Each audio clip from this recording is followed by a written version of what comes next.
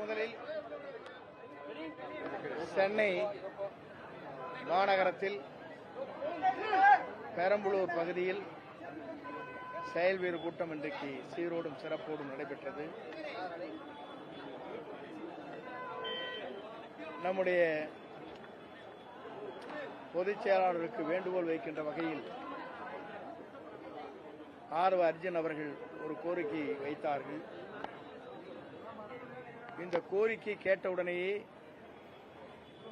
இருக்கின்ற செயல் வீரர்கள் அத்தனை பேரும் வானத்தை பிளக்கின்ற அளவிற்கு கோஷங்களை எழுப்பிய காட்சி இங்கே கண்டோம்.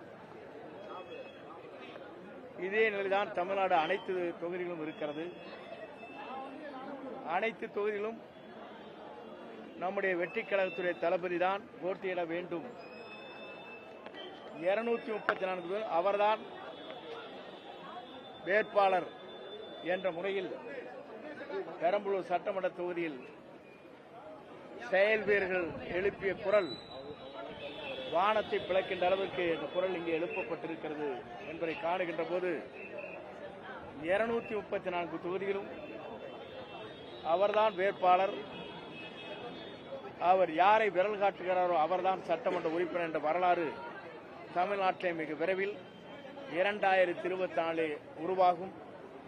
அதை எந்த சக்தியாலும் தடுக்க முடியாத நிலையை மக்கள் சக்தி உருவாக்கி காட்டும்.